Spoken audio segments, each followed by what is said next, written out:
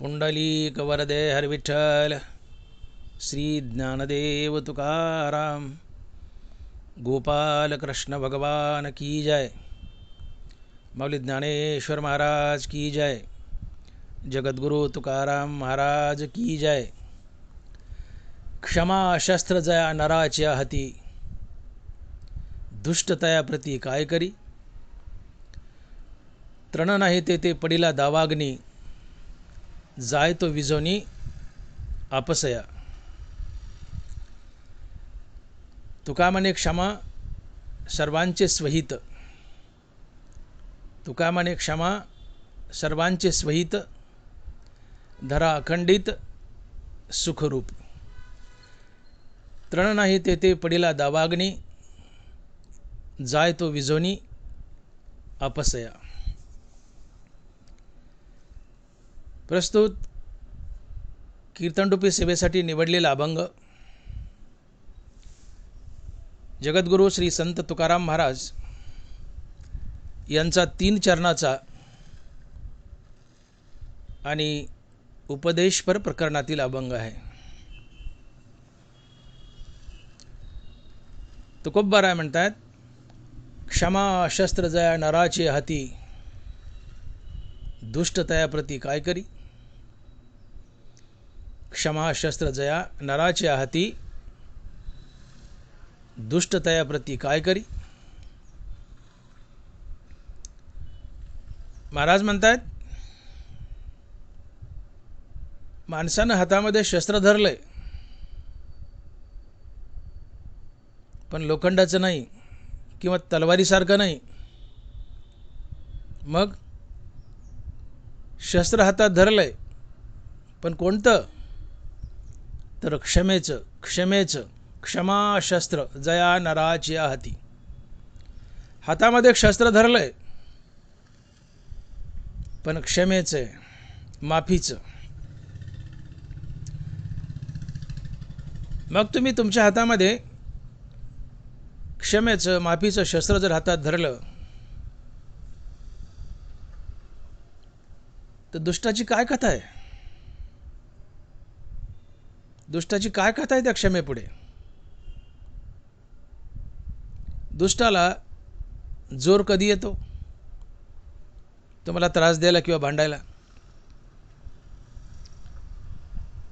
तो बोलला आणि तुम्ही बॅडली रिॲक्ट झाले, त्याच्या नादाला लागले, तोंडाला लागले तर।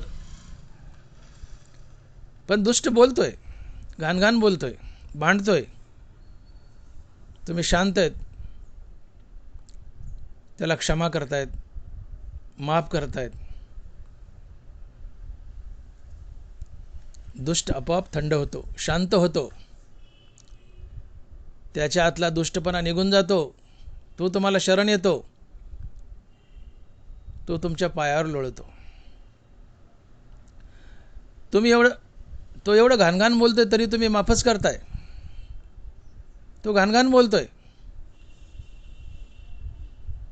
तुम्ही सहन करताय आणि माफ करताय।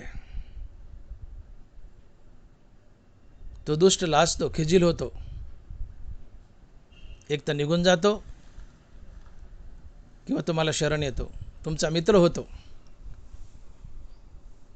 आणि म्हणून तुकोबाराय लिहितायत की चित्त शुद्ध तरी शत्रू मित्र होती, व्याघ्रही न खाती सर्पतया। चित्त शुद्ध तरी शत्रू मित्र होती, व्याघ्रही न खाती सर्पतया। तुमचं चित्त शुद्ध असावं, समोरच्याबद्दल तुमचं चित्त शुद्ध असावं।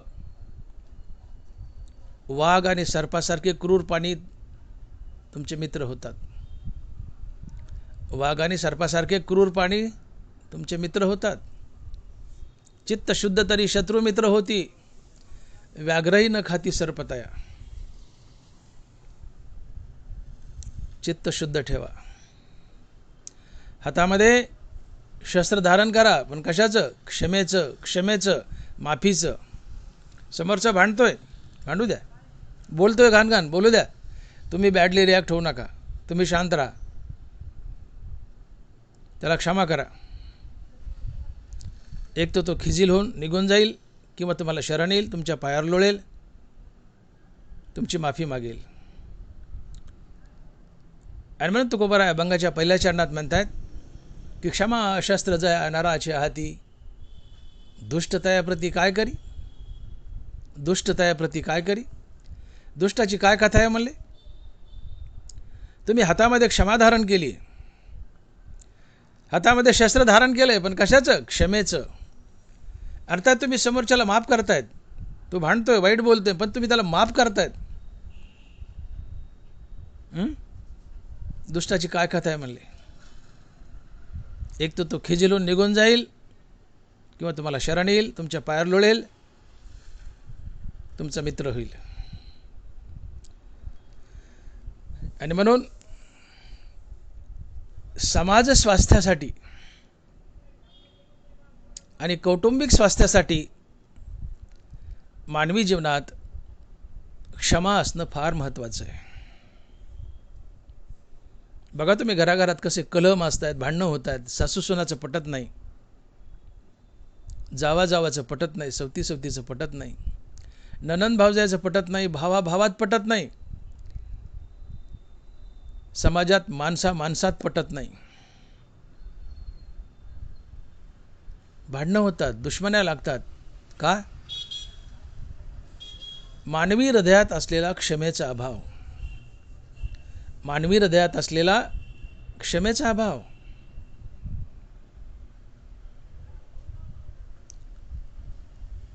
सासू सुनाला खालीवर बोलते, अगं काय दिमाग करायलीस, लयच राजा रुस्तमाची आहेस काय, 4 टारकाला नाही आणलेस बापाच्या घरून तर दिमाग करायलीस. खाकी आहे त्यात. सासू सुनाला चैनच पडू देत नाही. सासू सुनाचा छळ करते.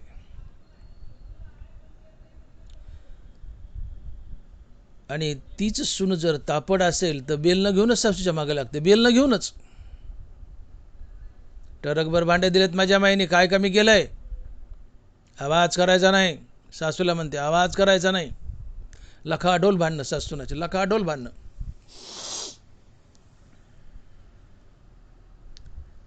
पण तीच सून जर सासूला बॅडली रिॲक्ट झाली नाही, सासू बोलते बोलू द्या, सुनेने संयम ठेवावा, बॅडली रिॲक्ट होऊ नये, आणि सढळ हातानं सासूला क्षमा करावं, माफ करावं. सासू बोलते, घाणघाण बोलते, प्रत्येक वेळेला सून माफच करते, माफच करते. एक दिवस असा येईल की सासू लाजेल, खिजील होईल, सुनापुढे हात जोडेल, बाई माझं चुकलं, मला माफ कर.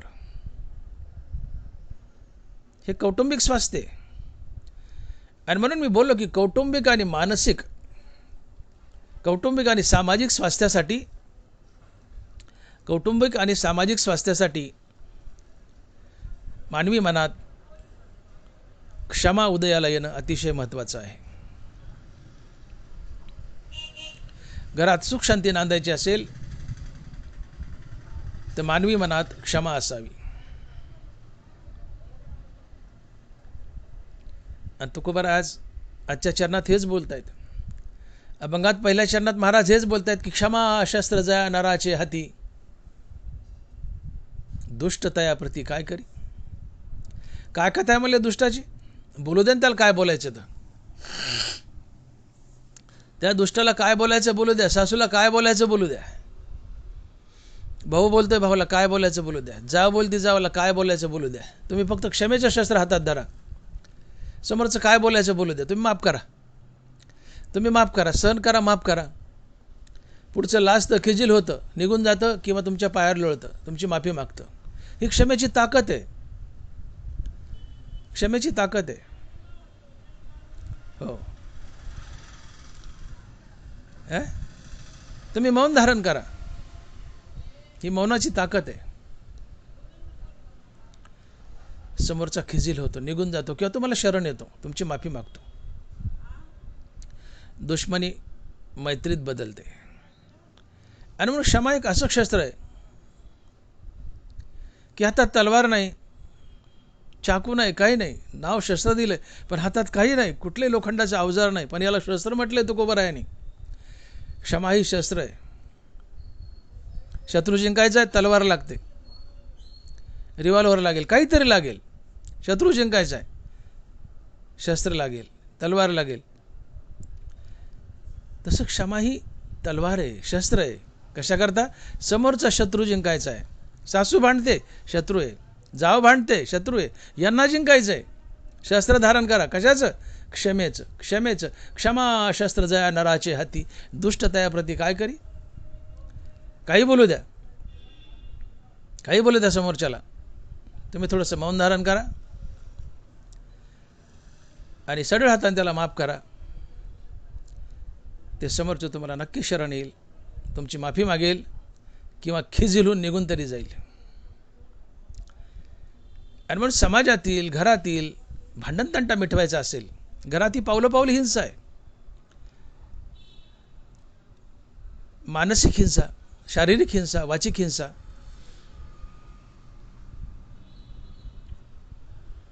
तुम्हाला कोणी तोंड टाकून बोललं ही वाचिक हिंसा आहे. हिंसा काय असते? की आपल्या शरीरानं, वाणीनं आणि मनानं असं वागणं की ज्यामुळे समोरच्या माणसाला दुःख होईल, ती हिंसा असते. आणि आपल्या वाणीनं, मनानं आणि शरीरानं असं वागणं की ज्यामुळे समोरच्याला सुख होईल, ती अहिंसा असते. शरीरे वाचा मानसे जगाच्या सुखोद्देशे. ज्ञानोबा आहे, शरीरे वाचा मानसे जगाच्या सुखोद्देशे रहाटने ते अहिंसे रूप जाण.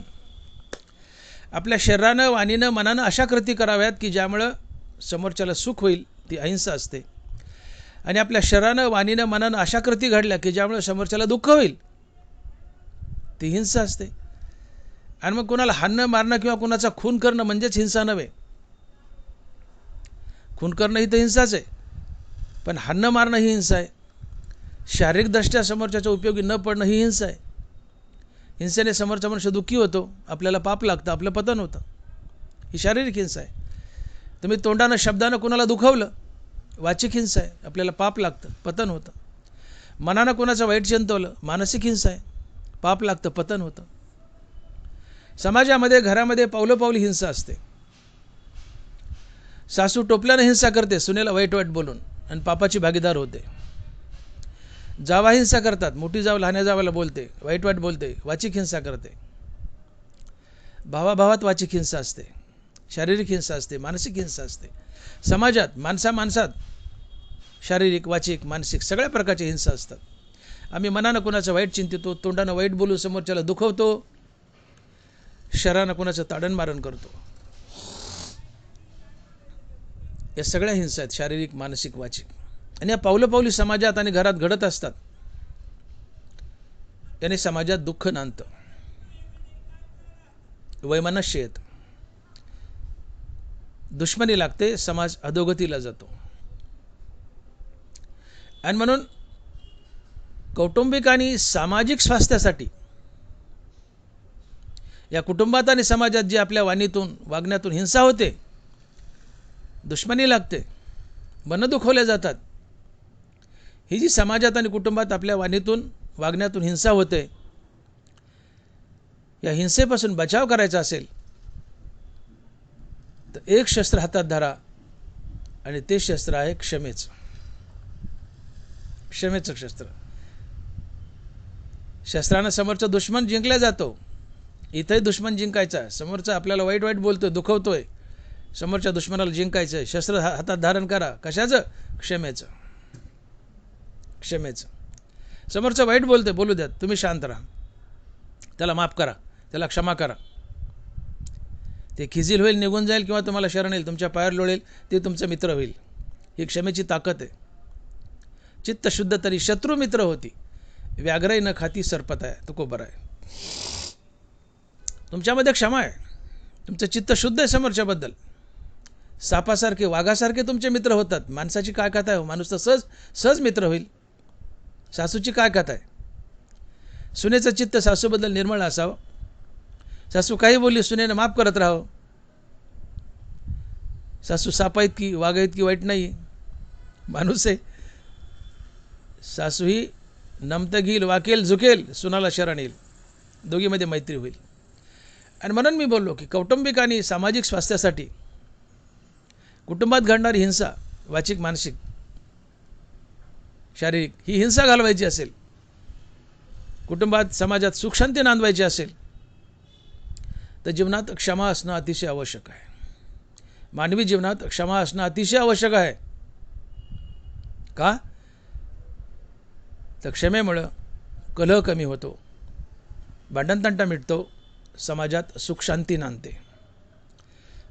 म्हणून महाराज आम्हाला उपदेश करतायत की तुम्ही तुमच्या अंतःकरणात क्षमा धारण करा. याने काय होईल की समोरचा दुष्ट आहे, वाईट बोलतोय, वाईट वागतोय, तुम्ही त्याला माफ केलंय, तो लाजेल, निघून जाईल, मग तुम्हाला शरण येईल, तुमची माफी मागेल, तुमचा मित्र होईल. दुष्टतायाप्रती काय करी? क्षमेपुढं दुष्टाची काहीच कथा नसते. तुम्ही क्षमा करा, प्रेमानं पेश या, प्रेमात फार शक्ती आहे, समोरचं तुमचं मित्र होत आहे. म्हणून महाराज म्हणतात की क्षमा शस्त्र जया नराचे हाती, दुष्टतायाप्रती काय करी? क्षमेपुढं दुष्टाची काही कथा नसते, काही ताकद नसते. इतकी ही क्षमा महान आहे. मग ही क्षमा म्हणजे काय हो? क्षमा काय असते? ही क्षमा म्हणजे काय? ज्ञानोबा लिहितात क्षमेची व्याख्या, सर्व ही साहतिया गरिमा, गर्वा न येतेची क्षमा, अंग वाहुनी अरोमा वाहने नेणे. आपल्या अंगावर केस आहेत, आपल्या अंगाने, आपल्या शरीराने कधी गर्व केला का की मी केसाचं वजं वाहतोय? अहो, अगणित केस आहेत, मोजता येत नाहीत. आपण बोलून जातो की त्याच्यावर एवढं ऋण आहे, त्याच्यावर एवढं ऋण आहे की अंगावर केस कमी आहेत. म्हणीत आपल्याकडं अगणित केस आहेत, शरीरावरचे केस मोजता येत नाहीत. हे शरीर अंग वाहून या रोमा वाहने नेणे, हे अंग, हे शरीर केसाचं वजं वाहतंय. त्या केसाला वजं असो की नसो, पण हे केस अंगावर वागवतंय, केसाचं वजं वाहतंय हे शरीर. पण शरीराने कधी गर्व केला का की मी केसाचं वजं वाहतोय? अगणित केस शरीरावर आहेत, अगणित केसाचं वजं शरीर वाहतंय, परंतु शरीर कधी गर्व करत नाही की मी केसाचं वजं वाहतोय. तसं अगणित दुःख, अगणित संकट, मोठी मोठी अगणित संकट जीवनात आली, ती निमूटपणे सहन करायची, आणि मी ती सहन करतोय याचा गर्व ठेवायचा नाही, याला क्षमा म्हणतात. सर्व ही साहती गरिमा, गर्वा न येतेची क्षमा, अंग वाहून या रोमा वाहने नेणे. ज्ञानोबा. समोरच्यानं त्रास देत राहावा, तुम्ही निमूटपणे सहन करावा, त्याला माफच करावं. आणि त्याला माफ करतायत आणि तुम्ही सहन करतायत याचा गर्वही ठेवू नये, ही क्षमा असते. अंग वाहून या रोमा वाहने नेणे. एकूण दैवी संपत्तीचे 26 गुण आहेत. त्या 26 दैवी गुणापैकी क्षमा एक आहे. 26 दैवी गुण सांगू? एकूण 26 दैवी गुण आहेत. खालीवर होतील, पण सांगतो, प्रयत्न करतो सांगण्याचा. 26 दैवी गुण तोंडपाठ ठेवणं अवघड आहे, थोडे खालीवर होतील, एखादा विसरलंय. अभय, सत्वशुद्धी, ज्ञान योग व्यवस्थिती, दान, दम, यज्ञ, स्वाध्याय, तप, अर्जव, अहिंसा, सत्य, अक्रोध, त्याग, शांती, अपैशून्य, दया, अलोलुप्यता, मार्दव, लाज, अचापल्य, तेज, क्षमा, धैर्य, शौच, अद्रोहित्व आणि अमानित्व, असे एकूण 26 दैवी गुण आहेत आणि 6 आसुरी गुण आहेत. हे 26 दैवी गुण तुम्हाला अचूकरित्या आत्मज्ञान आणि मोक्षाची प्राप्ती करून देतात आणि भगवंताशी जोडतात. अर्थात दैवी संपत्तीचे 26 गुण तुम्हाला आत्मज्ञानाची प्राप्ती करून देतात आणि आत्मज्ञानाचं रक्षणही करतात. अर्थात हे 26 गुण, दैवी संपत्तीचे 26 गुण तुम्हाला संत बनवतात, मुक्ती मिळवून देतात आणि भगवंताशी जोडतात. आणि मग ज्ञानोबा लिहित आहेत की गुणकुसुमाची माळा हाती घेऊन मुक्ती बाळा, वैराग्य निरपेक्षाचा गळा गिवंसिता असे. हे मुक्तिरूपी बाळ, ही 26 गुणाची माळ घेऊन, दैवी संपत्तीच्या 26 गुणाची माळ घेऊन हे मुक्तिरूपी बाळ विरक्त माणसाचा, निरपेक्ष माणसाचा गळा शोधत असतं.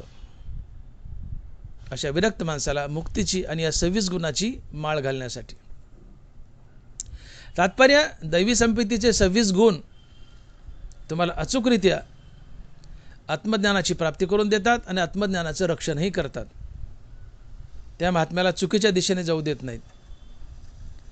आणि म्हणून ज्ञानपूर्व अवस्थेत आणि ज्ञानोत्तर अवस्थेत, दोन्ही अवस्थेत दैवी संपत्तीचे 26 गुण त्या महात्म्याच्या जीवनात असणं आवश्यक आहे. दैवी संपत्तीचे 26 गुण तुम्हाला आत्मज्ञान मिळवून देऊन संत बनवतात. पण संत झाल्यानंतर तुमच्या जीवनात जर दैवी संपत्तीचे 26 गुण नसले तर तो संत भटकू शकतो. मग साधक आणि सिद्ध, साधक आणि संत दोघांच्याही जीवनात दैवी संपत्तीचे 26 गुण असणं आवश्यक आहे. हे दैवी संपत्तीचे 26 गुण तुम्हाला आत्मज्ञान मिळवून देतात आणि मुक्त झाल्यावर आत्मज्ञानाचं रक्षणही करतात. तुम्हाला भटकू देत नाहीत, चुकीच्या दिशेने जाऊ देत नाहीत. आणि म्हणून दैवी संपत्तीचे 26 गुण आत्मज्ञान मिळवून देतात आणि आत्मज्ञानाचं रक्षणही करतात. त्या माणसाचं संतत्व टिकून ठेवतात.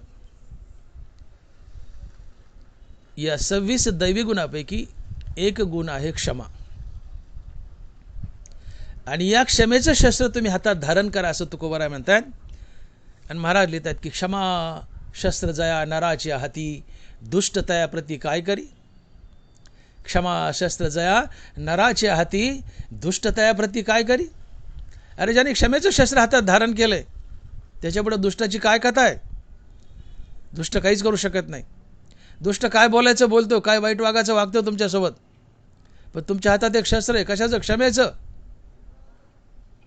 ते वाईट वागते, तुम्ही त्याला माफच करता, क्षमा करता. ते खिजील होतं, लाजतं, बिनलाजं होतं, निघून जातं. लाजतं, बिनलाजं नाही पण लाजतं, निघून जातं. लाजीरवानं होतं, निघून जातं.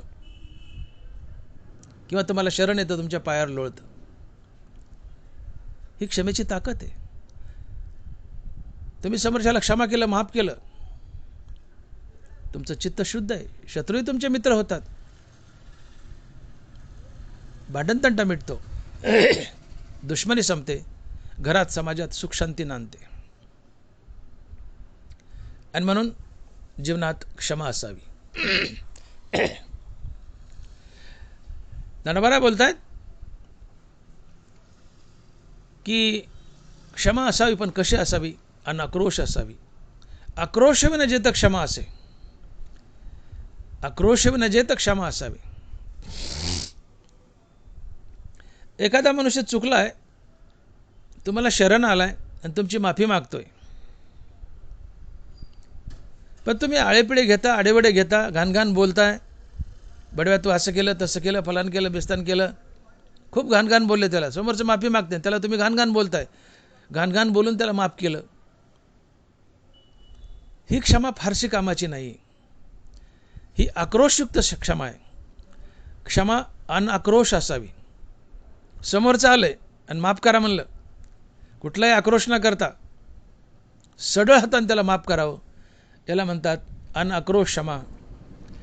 अनआक्रोश क्षमा फक्त 3 माणसापाशी असते.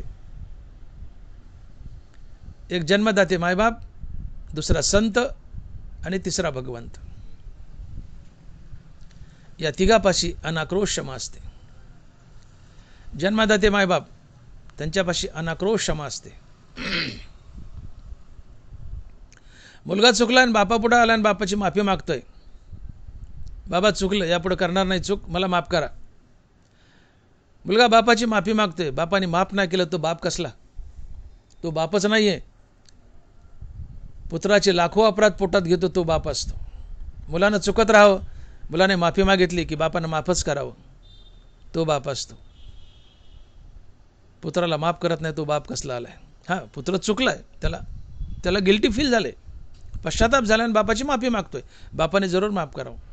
पश्चाताप नाही झाला, माफी मागत नाही, नका माफ करू. पण मुलगा चुकलाय, समोर आलाय, फील झालं, वाईट वाटतंय, पश्चाताप झालाय, वाईट वाटतंय, पश्चाताप झालाय, बापाची माफी मागतोय, बाप माफ करतोच. जो माफ करतो तोच बाप. माफ नाही केलं तर तो बापच नाही, त्याला बाप म्हणून घ्यायचा अधिकारच नाही. कारण बापापाशी आणि आईपाशी अनाक्रोश क्षमा असते, अनाक्रोश क्षमा. साने गुरुजीची एक गोष्ट आहे.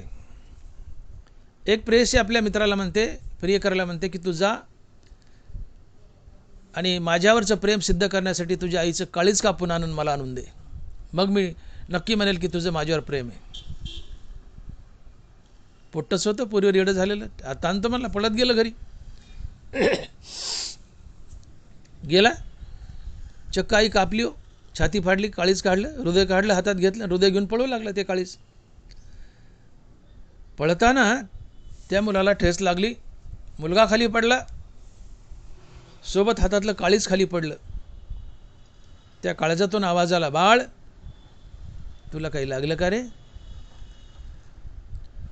मुलगा काळीज घेऊन पडतोय, मुलगा काळीज घेऊन पळतोय, हातावर काळीज आहे, पळताना ठेस लागली, पडला, काळीजही खाली पडलं हातातलं. काळजातून आवाज आला, बाळ तुला काही लागलं का रे? बाळ तुला काही लागलं का रे? ऐसी कळवळ्याची जाती करी लाभाविन प्रीती. ऐसी कळवळ्याची जाती करी लाभाविन प्रीती. लाभाविन प्रीती, अनाक्रोश क्षमा, दॅट इज लाभाविन प्रीती. ती फक्त आईची जात असते. जिथं अनाक्रोश क्षमा आहे, जिथं लाभाविन प्रीती आहे, ती अनाक्रोश क्षमा आहे.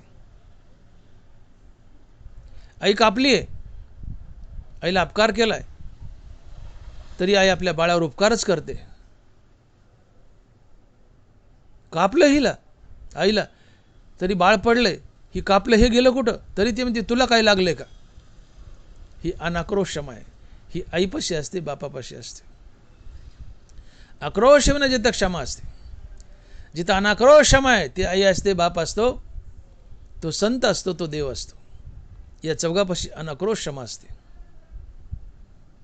आणि म्हणून तुका म्हणे मायबापे अवघी देवाची रूपे. संतापाशी देवापाशी अनाक्रोश क्षमा आहे.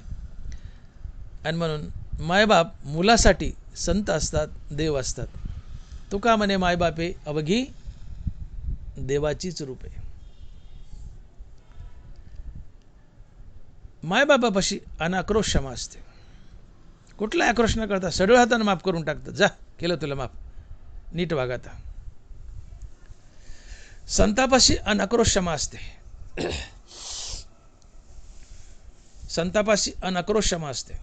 पावसाळ्याचे दिवस, नदीला भरपूर पाणी वाहत आहे, स्वच्छ पाणी आहे, पाऊस पडून गेलेला, पूर येऊन गेलेला आहे, पाण्याची धो धार वाहते. एक साधू नदीमध्ये स्नान करतोय, बाजूला 4-2 माणसं स्नान करतायत. अचानक त्या पाण्याच्या प्रवाहात एक विंचू वाहत आला. साधूच तो धावला त्या विंचवाकडे, त्या विंचवाला ओंजळीत घेतलं आणि त्याला नदीच्या किनाऱ्यावर जमिनीवर सोडण्यासाठी साधू निघालाय. त्या जात विंचवाची, त्याला काय माहिती त्याने कशा करता घेतले मला ओंजळीत. त्यांनी दिला ठोका ठेवून नांगी. साधूच्या हाताला मुंगी आला, साधूच्या हाताला मुंगी आल्या, तो विंचू पुन्हा पाण्यात पडला, वाहू लागला. साधू पुन्हा विंचवाकडे धावला, पुन्हा ओंजळीत घेतला विंचू पाण्यात, पुन्हा किनाऱ्यावर चालला, पुन्हा विंचवाने नांगी मारली, पुन्हा विंचू पाण्यात पडला, पुन्हा विंचवाकडे साधू धावला, पुन्हा ओंजळीत घेतला, पुन्हा किनाऱ्याकडे चालला, पुन्हा नांगी मारली, पुन्हा विंचू पाण्यात पडला, पुन्हा साधू त्या विंचवाकडे धावत चालला. तेवढ्यात बाजूचे स्नान करणारे म्हणले, साधू महाराज तुम्ही वेडे आहेत का हो? तुम्हाला काय कळतं का नाही? म्हणले का? तुम्ही त्याचा जीव वाचवायचा प्रयत्न करता त्या विंचवाचा, ते तुम्हाला 50 बार नांगी मारत आहे, हाताला मुंगी आल्या, 10 झाल्या अंगाचा, ते तुम्हाला चावत आहे आणि तुम्ही त्याला वाचवायला चालले. मरू द्या ना, जाऊ द्या ना भाऊन, द्या सोडून ना त्याचा. साधू म्हणतो, बाबा चावणं हा विंचवाचा स्वभाव, चावणं हा विंचवाचा स्वभाव आणि उपकार करणं हा माझा स्वभाव. मी उपकारच जर करायचा सोडून दिला तर मी साधूच कसला. तुका म्हणे आता उरलो उपकारापुरता, तुका म्हणे आता उरलो उपकारापुरता. जगानं अपकार करत राहावं, साधूनं त्याला माफ करावं, त्याच्यावर उपकारच करत राहावं. वरी फोडावया लागी लोह मिळे परिसाच्या अंगी, ते तर मिळते प्रसंगी सोन्याची होईजे. लोखंडी घाण्यानं परिसाला फोडलंय, त्याचा चुरा केलाय, परिस फुटलाय.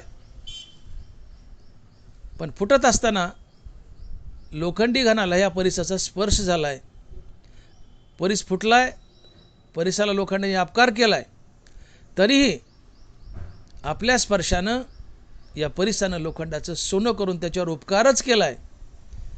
वरी फोडावया लागी लोह मिळे परिसाच्या अंगी, ते तर मिळतीये प्रसंगी सोन्याची होईजे.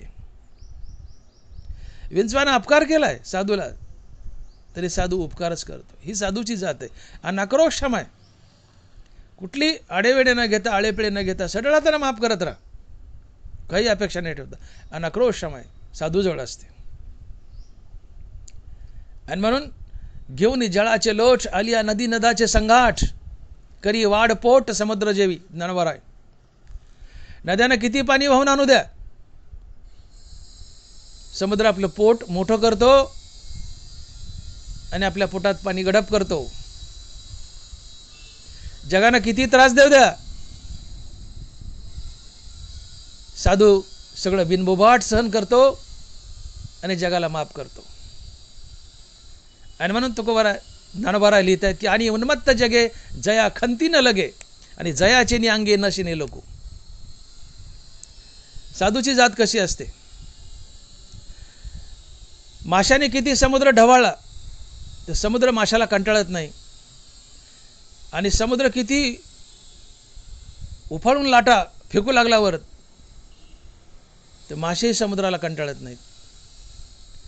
जसं मासे समुद्राला आणि समुद्र माशाला दोघंही एकमेकाला कंटाळत नाहीत, तसे संत साधू जगाला आणि जग साधूला कंटाळत नाही. ज्ञानोबारा लिहितात आणि उन्मत्त जगे जया खंती न लगे, जयाचे नि अंगे न शिने लोको. जगानं किती त्रास देऊ द्या, साधू कंटाळत नाही, जगाला माफच करतो. आणि जगालाही साधू हवा हवा असा वाटतो. जयाचे नि अंगे न शिने लोको, हे साधूचं मुख्य लक्षण आहे. क्षमा हा दागिना आहे, क्षमा हा साधूचा दागिना आहे. ज्ञानोबारा लिहित आहेत क्षमा हा साधूचा दागिना आहे. ज्ञानोबारा लिहित आहेत तरी पडियंते लेने अंगे भावे जेने, धरिजे ते विसहाने सर्व चितया. ओया का ज्ञानोबाराची, तरी पडियंते लेने अंगे भावे जेने, धरिजे ते विसहाने सर्व चितया. पडियंते लेने आवडीचा दागिना, खूप मोठा हार आहे, चप्पल हार आहे, पोहे हार आहे, नाना प्रकारचे हार आहेत, मला नावं माहीत नाहीत त्याची. फार भारीचा दागिना आहे. बाई कशी आवडीने गळ्यात धारण करती. पडियंते लेने अंगे भावे जेने, खूप आवडीचा दागिना आहे, भारीचा दागिना आहे, बाई मोठ्या आवडीने धारण करते. बाई जशी सोन्याचा अलंकार, सोन्याचा दागिना आवडीने गळ्यात धारण करते, तसं साधू आपल्या जीवनात येणारी सगळी संकट दुःख आवडीने धारण करतो. आणि मी संकट दुःख धारण करतोय याचा गर्व घेत नाही, याला क्षमा म्हणतात. अनक्रोश क्षमा, आक्रोश विनजित क्षमा असे. तरी पडियंते लेने अंगे भावे जेने, धरिजे ती विसहाने सर्व चितया. सर्व ही साहतिया गरिमा, गर्वा न येतेच क्षमा, अंग वाहून या रोमा वाहने नेणे. ही क्षमा आहे. जगानं त्रास द्यावा, संतानं सहन करावं. समुद्र मासे समुद्राला कंटाळत नाहीत, तसे साधू समाजाला आणि समाज साधूला कंटाळत नाही. दोघं एकमेकाला हवेच असतात. आणि म्हणून ते ज्ञान गा येथे ओळखते निरुते, जेथ आक्रोश विन क्षमा असे. अगाध सरोवरी कमळेनी जिया परी, का सदैवाचे घरी राहे लक्ष्मी. सदैव म्हटला की लक्ष्मी आलीच राहायला, अगाध सरोवर म्हटलं की कमळ आलंच. तसं साधू म्हटलं की क्षमा आलीच, साधू म्हटलं की क्षमा आलीच. का तर क्षमा हा साधूचा अलंकार आहे, साधूचा अलंकार आहे. साधू तुम्हाला माफच करणार. तुका म्हणे संत सोसी जगाचे आघात. तुका म्हणे संत सुसी जगाचे आघात, जगाच्या कल्याणा संतांच्या उभती देह कष्टविती परोपकारी, देह कष्टविती परोपकारी. जगानं त्रास देत राहावा, संतांना सहन करत राहावा. आणि मी सहन करतोय याचा गर्व न घ्यावा, ही क्षमा असते, अनाक्रोश क्षमा असते. आणि म्हणून जो मान अपमान आतेस आहे, सुख दुःख जेत समाये, निंदा स्तुती नोही दुखंडू जो. ज्यासाठी मान अपमान, सुख दुःख, निंदा स्तुती सगळं सारखंच असते. अशा महात्म्याजवळ क्षमा असते, संताजवळ क्षमा असते. मी बोलून गेलो की अनाक्रोश क्षमा मायबापापाशी असते, अनाक्रोश क्षमा संतापाशी असते, आणि अनाक्रोश क्षमा देवापाशी असते, देवापाशी असते. का तर देव आमचा बाप आहे. या कारणे मी पिता, महद्ब्रह्म हे माता, अपत्य पंडू सुता जगडंबरू.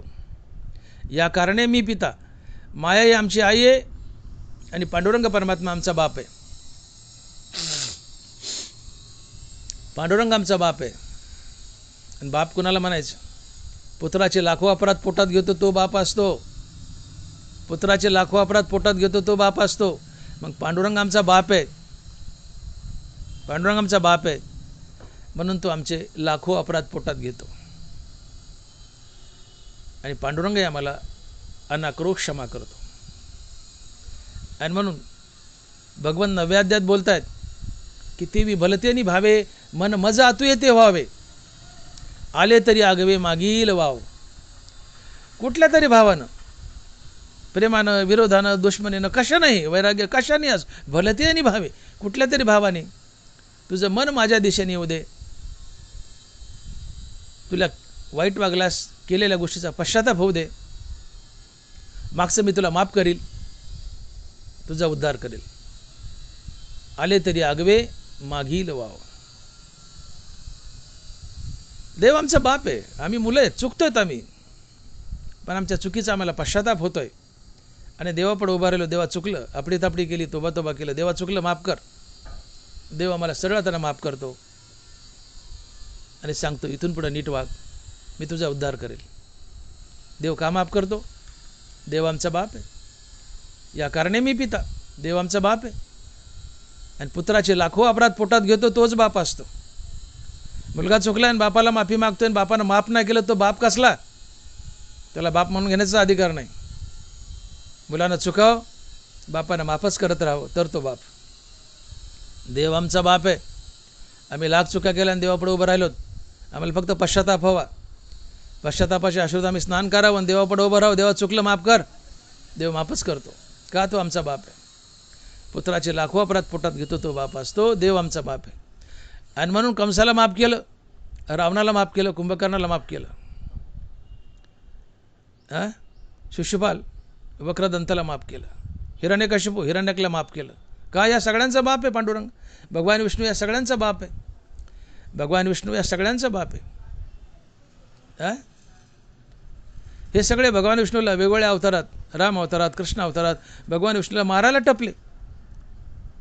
कंस भगवान कृष्णाला, रावण प्रभू रामचंद्राला मारायला टपले.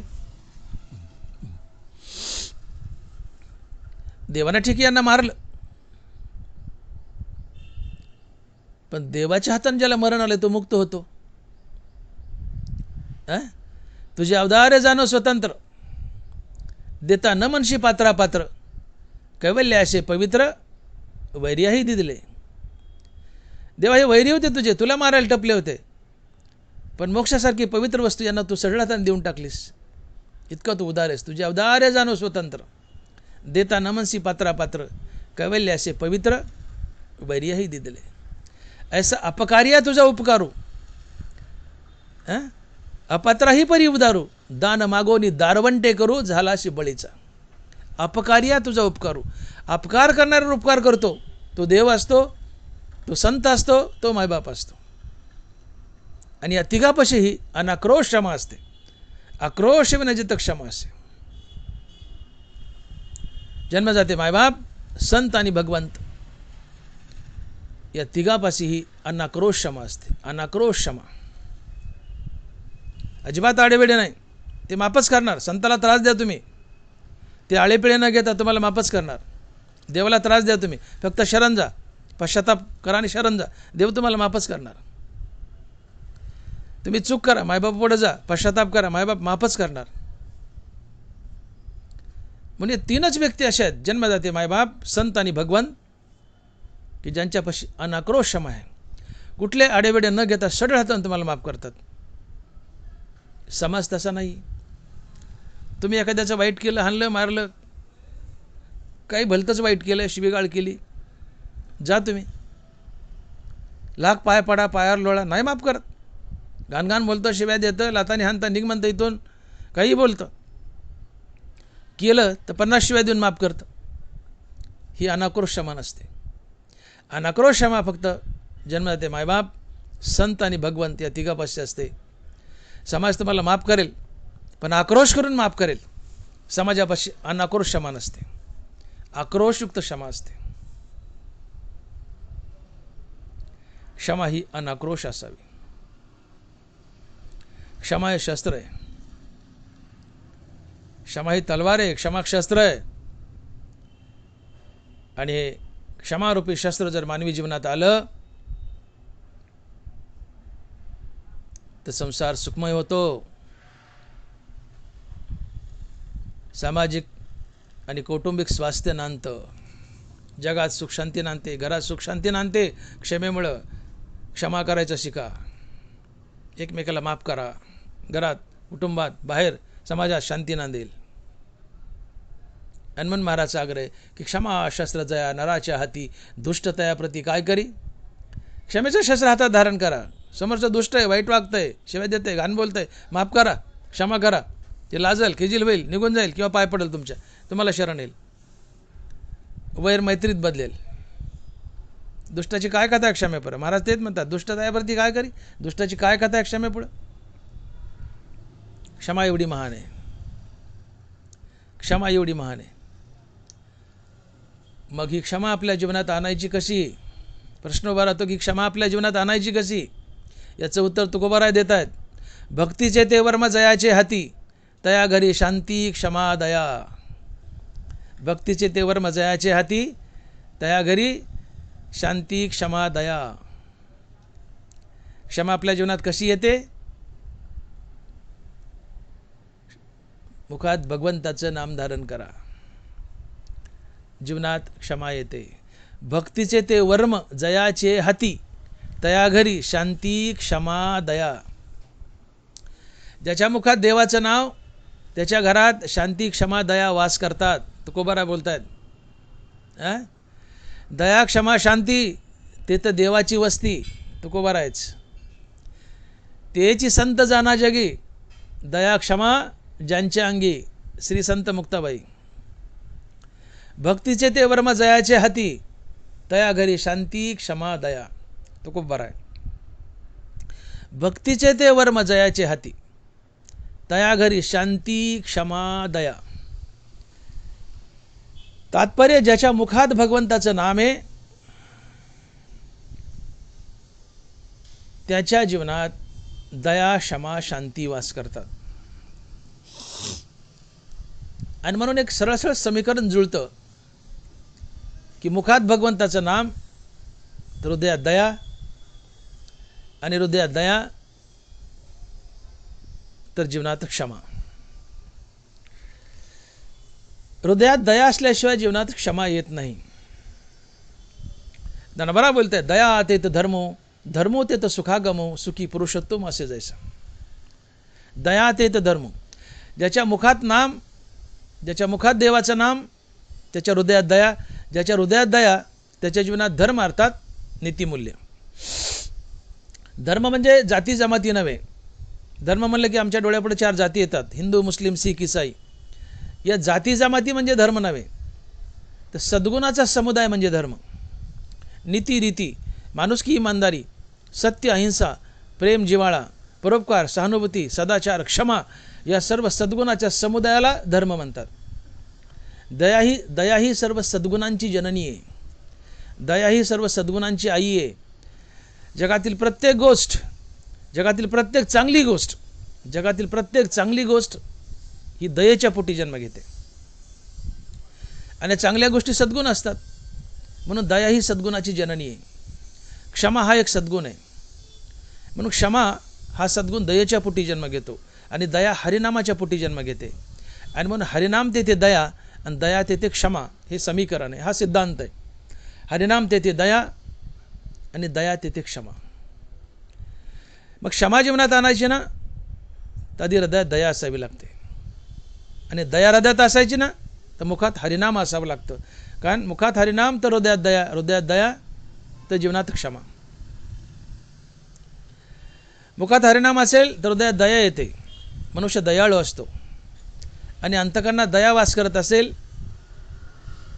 तर तुम्हाला समोरच्या माणसाची कीव येते आणि तुम्ही त्याला सरळ हाताने माफ करता. पण मुखात हरिनाम नाही आहे, मुखात हरिनाम नाही आहे तर हृदयात दया नाही आहे. तुम्ही निर्दयी आहेत, निर्दयी आहेत, कडू आहेत, कपटी आहेत, अधर्मी आहेत. समोरचा पायार लोळला तरी तुम्ही त्याला माफ करणार नाहीत, लाताने हाणाल, घाण बोलाल, हाकलून द्याल. आणि म्हणून क्षमा अंतकरणात नांदण्यासाठी आधी अंतकरणात दया असावी लागते. आणि दया तेव्हाच हृदयात जागी होते जेव्हा मुखात भगवंताचं नाम आहे. म्हणून मुखात राम नाम आहे, मुखात राम नाम आहे, हृदयात दया आहे, हृदयात दया आहे तर जीवनात क्षमा आहे. आणि म्हणून हरिनाम तेथे दया, दया तेथे क्षमा हा सिद्धांत आहे, हे समीकरण आहे. मग जीवनात क्षमा यावी तर तुम्हाला भक्तीला लागावं लागेल, रामनाम घ्यावा लागेल, परमार्थात यावं लागेल. कारण मुखात नाम तर हृदयात दया, हृदयात दया तर जीवनात क्षमा आहे. आणि जीवनात क्षमा आहे तर समाजात आणि कुटुंबात स्वास्थ्य. मग लक्षात ठेवा, कौटुंबिक आणि सामाजिक स्वास्थ्यासाठी समाजामध्ये सुखशांती नांदावी, कुटुंबात सुखशांती नांदावी असं वाटत असेल तर तुम्हाला बहुसंख्येने परमार्थात यावं लागेल, भगवंताचं नाम घ्यावं लागेल, जय जय राम कृष्ण हरी भजन करावं लागेल, कथा कीर्तनात बसावं लागेल. समाज अधोगतीला चाललाय, समाजात दुःख नांदतंय, हाहाकार माजलाय, भ्रष्टाचार माजलाय, लांडीलाबाडी माजली, बॉम्बस्फोट होत आहेत, अतिरेकी येत आहेत, प्रत्येकजण एकमेकाला फसवतोय, एकमेकाची मुंडके मोडत आहेत, समाज वाईट वागतोय एकमेकासोबत. काय कारण आहे? समाज भक्तीपासून वंचित आहे, समाज हरिनामापासून वंचित आहे. बहुसंख्येने परमार्थात या, हरिनामात या. मुखात हरिनाम तर हृदयात दया, हृदयात दया तर जीवनात धर्म अर्थात नीतिमूल्य. आणि ही क्षमा नीतिमूल्य आहे, क्षमा सद्गुण आहे, क्षमा धर्म आहे. आणि म्हणून हरिनाम तेथे दया आणि दया तेथे क्षमा हे एक समीकरण आहे, हा एक सिद्धांत आहे. मुखात हरिनाम धारण करा, नित्य हरिनाम घ्या, हृदयात दयावास करेल, हृदयात दयावास करेल, हृदयात क्षमावास करेल. आणि मग समोरचा किती दुष्ट असू द्या, किती दुष्ट असू द्या, तुम्ही त्याला माफच करणार. तुम्ही एकही वाईट शब्द बोलणार नाहीत, तुम्ही एकही शब्द वाईट बोलणार नाहीत. कारण मुखात हरिनाम असेल तर तुमची वाचा सदैव शुचिर्भूत असते, तुमच्या तोंडातून घाण शब्द निघणारच नाही. ही हरिनामाची ताकद आहे, तुम्ही त्याला माफच कराल. सदा शुचिर्भूत सदा वाचा.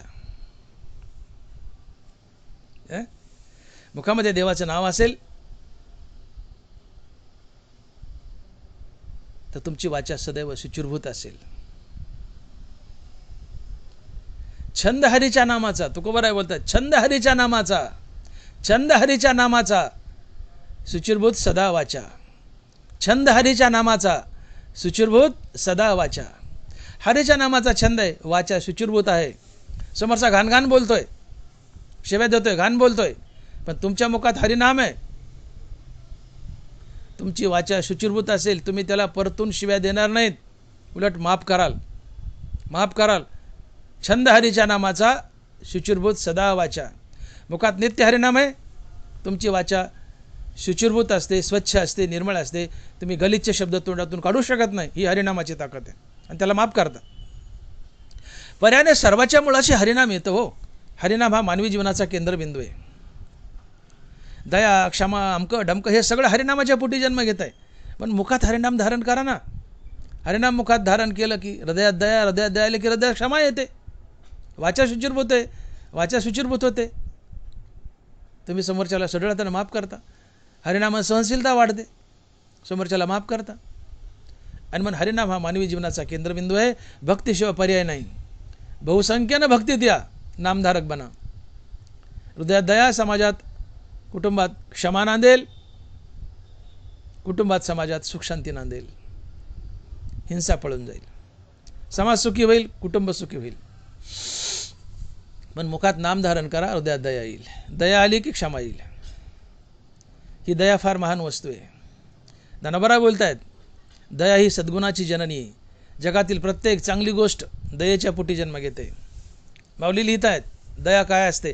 निम्न भरली विने, पाणी जैसे डळोची नेणे, तैसे श्रांता तोषोनी जाणे सामोरिया. पाणी वाटानं वाहत आहे आणि वाहत असताना त्याच्या मार्गात एखादा खड्डा आला तर पाणी त्या खड्ड्यानं उडी मारून पुढे जात नाही. पाणी आधी खड्ड्यात उतरतं, खड्डा भरतं आणि मग पुढे वाहतं. हा पाण्याचा स्वभाव आहे. मार्गात आलेला खड्डा भरल्याशिवाय पाण्याला पुढे जाणं माहीत नसतं. तसं मार्गात आलेला दीन दुबळा, नडलेला, रंजलेला, गांजलेला, आडलेला, त्याची अडचण दूर केल्याशिवाय दयावान पुरुषाला पुढे जाणं माहीत नसतं. निम्न भरली वेने, पाणी जैसे ढळोची नेणे, तैसे श्रांता तोषो निजाने सामोरिया. हा दया आणि दयावान माणसाचा बाणा आहे, स्वभाव आहे. वाटात कोणी रंजलेला, गांजलेला, नडलेला, आडलेला भेटलाय, दुःखी भेटलाय, त्या दुःखिताचं दुःख निवारण केल्याशिवाय दया तुम्हाला पुढेच जाऊ देत नाही. वाटेत एखादा ॲक्सिडेंट झालाय, ती दया तुमच्या गचोऱ्याला धरते, उतर म्हणते खाली. हजारो गाड्या बाजूनी पळत आहेत, कोणाचे डोके फुटलेत, कोणाचे पाय मोडलेत, कोणी मरून पडले, नातेवाईक बोंबलत आहेत, गाडी उभी करा, गाडी उभी करा, आम्हाला गाडीत घ्या. लोक पोलिसाच्या भीतीपोटी गाड्या उभं करत नाहीत. पोलीस म्हणते तुम्हीच ॲक्सिडेंट केला, लफडं नको म्हणून गाड्या पळून जातात. पण दयावान पुरुष जर प्रवास करत असेल आणि गाडीत असेल, ती दया तुमच्या गचोऱ्याला धरते, अशी गचोऱ्याला चल उतर म्हणते खाली. त्या ॲक्सिडेंट झालेल्या कुटुंबाकडे नेते, तुमच्या गाडीत टाकायला होते, दवाखान्यात न्यायला होते, त्याचा विलास करायला होते, नंतर ते बरे झाले की नाही हे बघायला होते. हा दया आणि दयावान पुरुषाचा बाणा असतो. दया स्वतःसाठी जगत नाही, दया समोरच्यासाठी जगते. आता दया ते ऐसी पूर्ण चंद्रिके जैसी, निवविता न कडसी साने थोर. चांदणं जसं आपला शीतल प्रकाश, लहान थोर, हलकं भारी, गरीब श्रीमंत काही भेदभाव करत नाही, सगळ्यांना आपला शीतल प्रकाश देतं चांदणं. तसं दयावान पुरुष आणि दया, लहान मोठे, हलके भारी, उच्च नीच, गरीब श्रीमंत, असं सगळ्यासाठी दया जगत असते. दयावान पुरुषापाशी भेदभाव नसतो. दया ही फार महान आहे. दया ही फार महान आहे. दयावान पुरुष स्वतःसाठी जगतच नाही, जगतो जगासाठी. समोरच्या दुःखी माणसाचं दुःख निवारण करण्याची ज्याच्या अंतकरणात तळमळ आहे ती दया असते. ज्याला समोरच्याचं दुःख पाहवतच नाही, त्याचं दुःख निवारण करण्यासाठी धावतो, ती दया असते. आणि तुम्ही समोरच्यावर दया केली, समोरच्यावर उपकार केला तर ते ऋण देवावर होतं. ते ऋण देवावर होतं. त्या माणसाच्या हातला नारायण ऋणी होतो. नरबारा लिहित आहेत, तो पुरुष वीर राया, मूर्तिमंत जान दया, मी उदय जताची तया ऋणिया लाभे. तो पुरुष वीर राया, मूर्तिमंत जान दया, मी उदय जताची तया ऋणिया लाभे. समोरच्या माणसाला तुम्ही दया दाखवली, त्याची मदत केली, दुःखी मनुष्य, पीडित मनुष्य, अपघात झाला, काही असो, समोरच्याचं दुःख आहे, त्याचं दुःख निवारण करण्यासाठी तुम्ही धावलेत. समोरच्याचं दुःख निवारण करण्यासाठी तुम्ही धावलेत. तुम्ही समोरच्याचं दुःख निवारण केलंय. पांडुरंग म्हणतो त्याचं दुःख निवारण केलं नाहीस, तू माझं दुःख निवारण केलंय. का त्याच्या अंतर्यामी मी आहे. त्याचं दुःख निवारण करून त्याच्यावर तो उपकार केलाय, पण तो खरा उपकार माझ्यावर झालाय. देव म्हणतो खरा उपकार माझ्यावर झालाय आणि तुझ्या उपकारात मी दबलोय, तुझ्या उपकाराचा मी ऋणी आहे. दरबारा लिहितात, तो पुरुष वीर राया, मूर्तिमंत जान दया, मी उदय जताची तया ऋणिया लाभे. समोरच्या दुःखी माणसाचं दुःख निवारण केलंय. पांडुरंग म्हणतो तो उपकार माझ्यावर आहे. त्याच्यावर तर आहे, पण खरा उपकार माझ्यावर आहे, पांडुरंगावर आहे. आणि पांडुरंग म्हणतो मी त्या दयावान माणसाचा ऋणी असतो, त्याचं ऋण फेडतो. ते ऋण वैपन देखोनी अंगी, आपल्याची उत्तीर्णत्वा लागी, भक्ताच्या तनुत्यागी मी परिचर्या करी. पण नित्य सेवेला मी निदानी सेवको आहे. ज्यांनी असे छोटे मोठे समाजावर उपकार केलेत ते उपकार देवावरच होत असतात. देव ऋणी होतो आणि देव हे उपकार जिवंतपणी, तुमच्या जिवंतपणी आणि मरतानाही तुमची सेवा करून फेडतो. पण नित्य सेवेला मी निदानी सेवकू होय. या ऋणातून उतराय होण्यासाठी देव मरण समय तुमची सेवा करतो आणि तुम्हाला मुक्ती देतो. ते ऋण वैपन देखोनी अंगी आपल्याची उत्तीर्णत्वा लागी मी भक्ताच्या तनु त्यागी परिचर्या करी. देव ऋणात दबतो. दिवाळखोर नारायण यावरी बहुताचे ऋण. नारायणावर ऋण करा, परोपकार करा, दयाभाव ठेवा, क्षमा ठेवा, दुःखितांचं दुःख दूर करा. हे ऋण खऱ्या अर्थानं नारायणावर आहे आणि नारायणाला ऋण फेडावं लागतं. म्हणतो तुकोबाराय म्हणतात, मानी भक्ताचे उपकार ऋणिया मनवी निरंतर. देव काय करतोय? मानी भक्ताचे उपकार ऋणिया मनवी निरंतर. भक्ताचे उपकार आहेत देवावर आणि देव स्वतः म्हणतो मी भक्ताचा निरंतर ऋणी आहे. आणि भक्ताच्याच हृदयात दया वास करते ना. भक्ताच्या मुखात नाम आहे म्हणून हृदयात दया आहे, हृदयात दया आहे म्हणून क्षमा आहे आणि क्षमेमुळे देवावर उपकार होतो. आणि म्हणून देव म्हणतो की मानी भक्ताचे उपकार ऋणिया मनवी निरंतर. तात्पर्य तुकोबाराय जो आग्रह करतात की तुमच्या जीवनामध्ये क्षमा असू द्या. क्षमा तेव्हाच येईल जेव्हा तुमच्या हृदयात दया असेल आणि दया तेव्हाच येईल जेव्हा तुमच्या मुखामध्ये नाम असेल. आणि म्हणून ज्याच्या मुखात भगवंताचं पवित्र नाम फक्त त्याच्याच हृदयात दया आणि ज्याच्या हृदयात दया फक्त त्याच्या जीवनात क्षमा असते. आणि बघा जे नामधारक माणसं आहेत, भगवत भक्त आहेत, समोरच्याकडून काही चूक झाली तर सडळ हातानं माफ करतात. जाऊ द्या म्हणतात, साहेब द्या सोडून. गाडीचा धक्का लागला, वाटानं चालला आणि एखादा वारकरी नामधारक आहे, गाडीचा धक्का लागला, फार परत एवढं म्हणेल की साहेब जरा बघून चला, की लागलं मला, वरबडलं खर्चलं, जरा बघून चला, जा बा सावकाश जा, पण नीट चाला, जाऊ द्या लागू द्या जाऊ द्या. क्षमा केलं का? मुखात नाम आहे, हृदयात दया आहे. पण मुखात नाम नाही आहे, हृदयात दया नाही आहे, निर्दयी आहे, कडू आहे आणि त्याला गाडीचा धक्का लागला आहे, ते थिएटरच काढतं, गाचुऱ्याला धरतं, केस करायच्या गोष्टी करतं, मोटरसायकल हलू देत नाही, दवाखान्याचे पैसे दे म्हणतं, खायला खुराक बी दे म्हणतं वरून.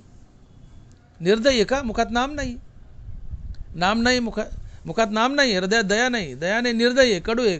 निर्दय कडू असतं, अधर्मी असतं, कपटी असतं. मुखात नाम आहे, हृदयात दया आहे, सद्गुणी असतं, क्षमा असते.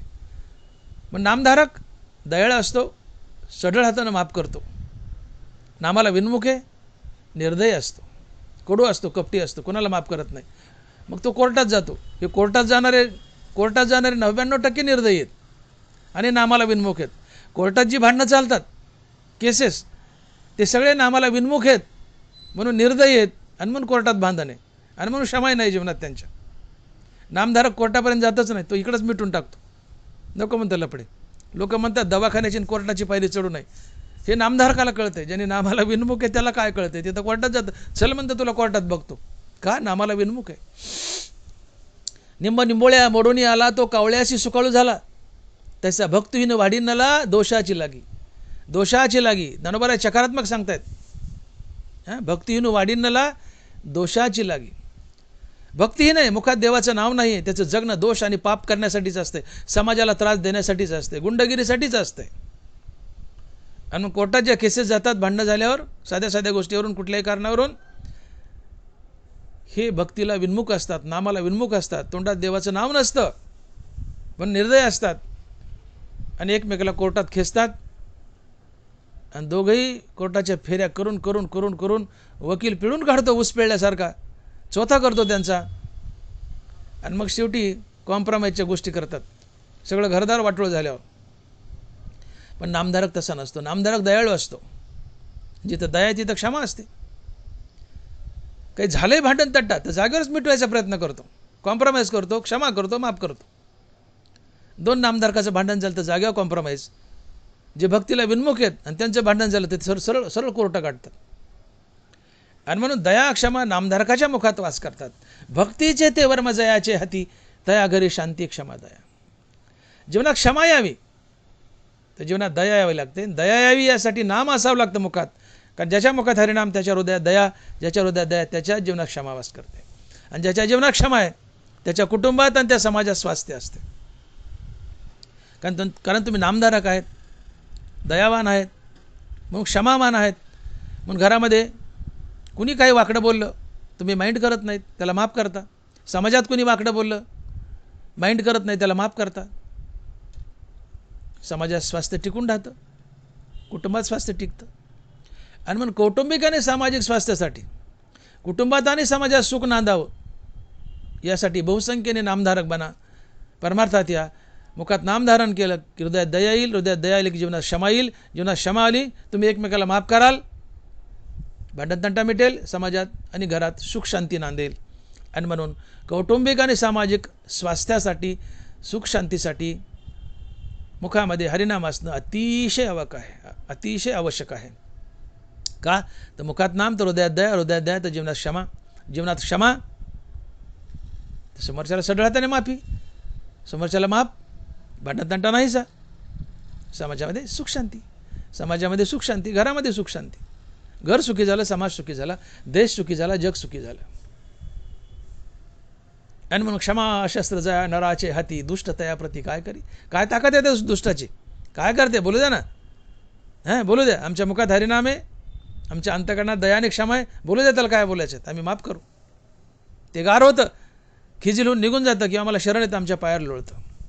चित्त शुद्ध तरी शत्रू मित्र होती, व्याघ्रही न खाती सर्पतया, व्याघ्रही न खाती सर्पतया. चित्त शुद्ध असू द्या, मुखात नाम असू द्या. मुखात नाम आलं की चित्त शुद्ध होतं, चित्त शुद्ध झालं आहे, हृदयात दया आहे, क्षमा आहे. हां सापासारखे वाघासारखे जवळ येतात, माणसाची काय कथा. माणसं काय सापा एवढे वाघा एवढे क्रूर आहेत काय, माणसं बरे असतात. असू द्या ना, समोरचं वाईट बोलते बोलू द्या ना, आपण माफ करा, ते सुधारतं, नीट होतं, आपला मित्र होतं, आपला मित्र होतं. क्षमा मुखात धारण करा, हरिनाम मुखात धारण करा, जीवनात क्षमा येईल. हरिनाम मुखात धारण करा, क्षमा येईल. क्षमा शस्त्र जया नराच्या हाती, दुष्टतया प्रती काय करी. आणि मग महाराज म्हणतायत की अशी क्षमा जर तुमच्या जीवनात असेल तर दुष्टाची काय ताकद आहे. दुष्ट वाईट बोलले, भांडले, तुम्ही त्याला माफ केले, मी बोललो ते खिजील होईल, निघून जाईल किंवा तुमच्या पाय पडेल, माफी मागेल, तुमचा मित्र होईल. आणि मग जसं मुखामध्ये भगवंताचं नाम आहे, हृदयात दया आणि क्षमा आहे, तर दुष्ट शांत होतो, तिथं भांडणाचा वनवा पेटत नाही. तसं जिथं गवताची काडी नाही तिथं अग्निपाड आहे, तिथं काय वनवा पेटेल. हे अभंगाच्या दुसऱ्या चरणात महाराज लिहित आहेत की तृण नाही तेथे पडिला दावाग्नी, जाय तो विजोनी आपसया. तृण नाही तेथे पडिला दावाग्नी, जाय तो विजोनी आपसया. दावाग्नी पडलाय, फार मोठा अग्नी पडलाय, पण जिथं पडलाय तिथं खडक आहे, अर्थात दगड आहे, नुसती माती आहे, तिथं गवताची काडी नाही आहे. काय पेटल, दगड पेटल का माती पेटल. तृण नाही तेथे पडिला दावाग्नी, जाय तो विजोनी आपसया. दावाग्नी पडलाय, मोठा अग्नी पडलाय, पण कुठं खडकावर पडलाय, मातीत पडलाय, जिथं गवताची काडी नाही आहे. आपाप विजून जातो, आपाप विजून जातो. तसं समोरचं वाईट आहे, फार नालायक आहे, वाईट बोलतंय, घाण बोलतंय, पण तुम्ही माफ करतायत, क्षमा करतायत, आपाप गार होतं, जाय तो विजून आपस आहे. खडकावर जिथं गवताची काडी नाही तिथं अग्नी पडलाय, आपाप विजून जातो. समोरचं वाईट वाईट बोलतंय, भांडतंय, तुम्ही त्याला माफ करतायत, आपाप निघून जातं, लाजतं किंवा शरण येतं, मैत्री करतं, जाय विजून आपस आहे. ही क्षमेची ताकद आहे. शत्रू मित्र होतात क्षमा केली तर. मग क्षमेचं शस्त्र धारण करा, क्षमेचं शस्त्र धारण करा. क्षमा ही सर्वाच्या हिताची आहे, सर्वाच्या हिताची आहे. आणि म्हणून महाराज शेवटच्या चरणात म्हणतात की तुका म्हणे क्षमा सर्वांचे हित, तुका म्हणे क्षमा सर्वांचे हित, तुका म्हणे क्षमा सर्वांचे स्वहित, धरा अखंडित सुखरूप, धरा अखंडित सुखरूप. क्षमा ही सर्वांचं स्वहित आहे, आपलंही आणि समोरच्याचं आहे. ज्याला माफ केलं त्याचं हित आहे आणि ज्यांनी माफ केलं त्याचं हित आहे. याच्यात पूर्ण समाजाचं हित आहे. क्षमा तुका म्हणे क्षमा सर्वांचे स्वहित, अख्ख्या जगाचं स्वहित आहे. मी बोललो तुम्हाला की कौटुंबिक आणि सामाजिक स्वास्थ्यासाठी कुटुंबात आणि समाजात सुख नांदावं असं वाटत असेल तर मुखात जर हरिनाम असेल तर हृदयात दया आहे, हृदयात दया आहे तर जीवनात क्षमा आहे, जीवनात क्षमा आहे तर पावलोपावली समोरच्या वाईट माणसाला तुम्ही माफ केले, तुम्ही माफ केले तो दुश्मनी टाकून तुमचा मित्र झाला, तुमच्यातला भांडणतंटा मिटला. भांडणतंटा मिटला, मग समाजात असो घरात असो, समोरच्याला माफ केले, भांडणतंटा मिटलाय, मग परिवारातले मित्र होतात, समाजातले मित्र होतात, परिवार समाज सुखी झाला, अख्ख्या परिवाराचं अख्ख्या समाजाचं स्वेत झालं, परिवार समाज तालुका जिल्हा देश जग सगळं जग सुखी झालं. मग तुका म्हणे क्षमा सर्वांचेच वहीत, क्षमा या अख्ख्या जगाचंच वहीत आहे आणि मग ती अखंडित आपल्या अंतःकरणात धारण करा. का?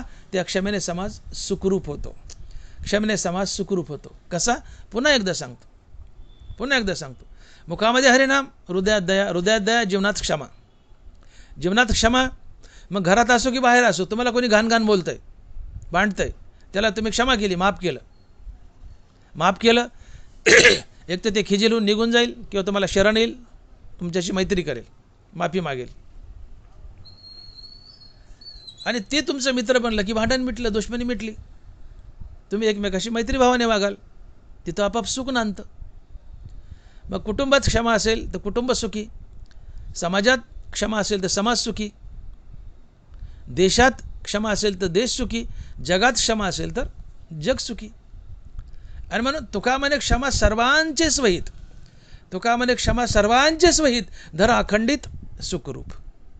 विठोबाय रखुमाई, जय जय विठोबाय रखुमाई, विठोबाय रखुमाई, जय जय विठोबाय रखुमाई.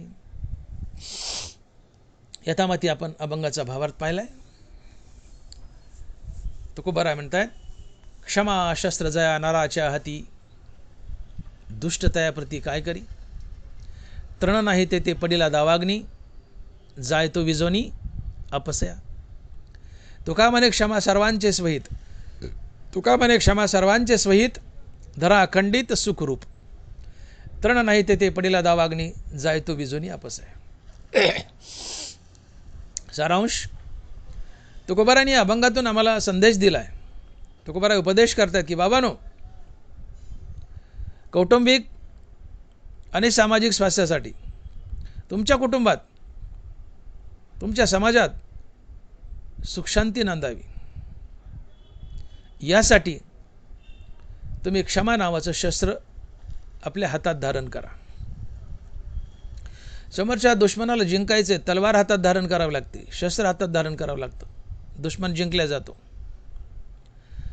तसं समोरचा दुश्मन दुष्ट मनुष्य आहे, त्या दुष्टाला जिंकायचे तर लोखंडाची तलवार नाही, क्षमेची तलवार हातात धरा. अर्थात दुष्टाला सढळ हाताने माफ करा, त्याला क्षमा करा. दुष्ट आपला मित्र होतो, आपल्याला शरण येतो किंवा खिजील होऊन निघून जातो.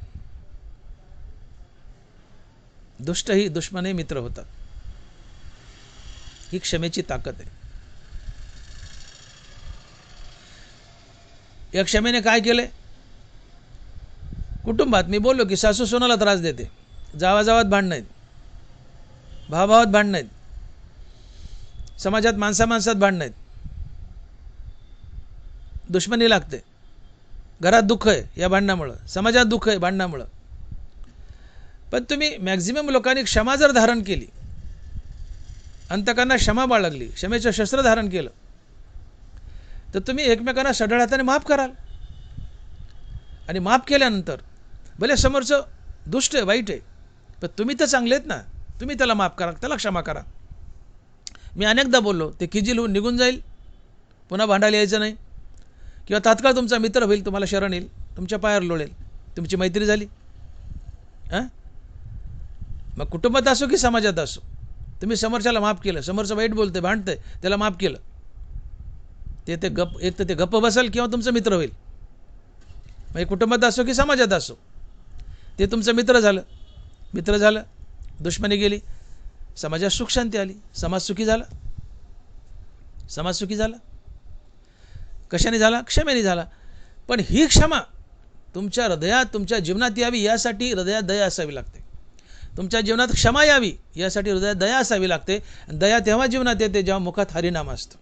भक्तीचे ते वर्म जयाचे हाती, तया घरी शांती क्षमा दया. तुकोबार आहे. जीवनात भक्ती असेल तरच तुमच्या जीवनात शांती क्षमा दया असते. म्हणून मुखात नाम धारण करा, तुमच्या जीवनात दया येईल. जीवनात दया येतं, जीवनात क्षमा येईल. क्षमा आली, कळतंय ना? मुखात नाम धारण करा, हृदयात दया येईल. हृदयात दया आहे, जीवनात क्षमा आहे. जीवनात क्षमा आहे, समोरचं वाईट बोलते, तुम्ही त्याला क्षमा कराल, माफ कराल. ते खिजलून निघून जाईल, गप्प बसेल किंवा शरण येईल, पाय पडेल, मित्र होईल. ते मित्र झाले. मग घरात असो की बाहेर असो, समोरचं मित्र झाले, घरात सुख शांती नांदेल, परिवारात आणि बाहेरही समाजातही सुख शांती नांदेल. हळूहळू संपूर्ण देश, सगळं जग सुखी होईल. आणि म्हणून घरात, समाजात, तालुक्यात, जिल्ह्यात, देशात, जगात सर्वत्र सुख शांती नांदावी असं वाटत असेल तर बहुसंख्येने हरिनामात या, परमार्थात या, भक्तीत या. कारण ज्याच्या मुखात हरिनाम त्याच्या हृदयात दया, ज्याच्या हृदयात दया फक्त त्याच्याच जीवनात क्षमा, ज्याच्या जीवनात क्षमा, जिथं क्षमा तिथं सुख शांती, तिथं सुख शांती. तो समाज सुखी असतो, ते घर सुखी असतं. या क्षमेला ज्ञानोबा चक्क शांतीच म्हणतात. आचारोपाचन शौच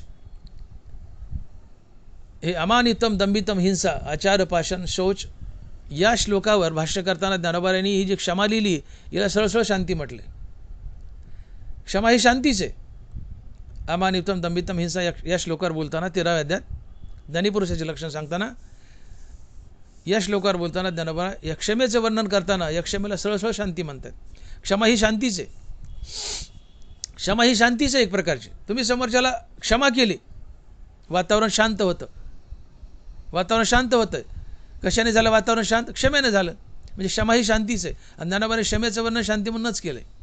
आणि शांती हे सुख असतं. तो कुमारा साक्ष देत आहेत की शांती परते नाही सुख, ये रावगेचे दुःख. शांती हे सुख आहे. जिथं शांतीचा जिव्हाळा नाही ते तर सुख विसरवणी नर गे काही. जैसा पापी यांच्या ठाई मोक्ष नवसे. पापी माणसाजवळ मोक्ष चुकून येत नाही, तसं अशांत माणसापाशी सुख चुकून येत नाही. सुख येतं तर शांत माणसापाशी. शांती ही क्षमा आहे. क्षमा दयेमुळं, दया हरिनामामुळं. घ्या समीकरण. मग हरिनामामुळं दया, दयेमुळं क्षमा अर्थात शांती, शांतीमुळं सुख आहे. शांती हेच सुख आहे. आणि म्हणून कुटुंबात, जगतात, पूर्ण जगात, आपल्या कुटुंबात, आपल्या परिसरात, समाजात, सर्वत्र जगात शांती नांदावी असं वाटत असेल तर बहुसंख्येने हरिनामात या. मुखात भगवंताचं पवित्र नाम धारण करा. ज्याच्या हृदयात, ज्याच्या मुखात भगवंताचं नाम, त्याच्या हृदयात दया, ज्याच्या हृदयात दया त्याच्या जीवनात क्षमा. जिथं क्षमा तिथं शांती, जिथं शांती तिथं सुख. ते घर आणि तो समाज, तो देश, ते जग सुखरूप होतं. आणि म्हणून क्षमेचं शस्त्र हातात धारण करा. संपूर्ण जगत आणि कुटुंब सुखी होईल. आणि म्हणून महाराज म्हणतात की क्षमा शस्त्र जया नराच्या हाती, दुष्टतया प्रती काय करी. ज्ञानेश्वर माऊली, ज्ञानराज माऊली तुकाराम. ज्ञानेश्वर माऊली, ज्ञानराज माऊली तुकाराम. जय विठ्ठल, जय जय विठ्ठल. बोली लिले कुरे वेडी वाकुडी उत्तरे, करा क्षमा अपराध महाराज तुम्ही सिद्ध. ज्ञानदेव तुकाराम, ज्ञानदेव तुकाराम. तुकाराम तुकाराम तुकाराम तुकाराम तुकाराम. पुंडलिक वरदे हरिविठ्ठल. श्री ज्ञानदेव तुकाराम. गोपाल कृष्ण भगवान की जय. माऊली ज्ञानेश्वर महाराज की जय. जगद्गुरु तुकाराम महाराज की जय. विठ्ठल विठ्ठल विठ्ठल विठ्ठल विठ्ठल विठ्ठल विठ्ठल विठ्ठल विठ्ठल विठ्ठल विठ्ठल विठ्ठल.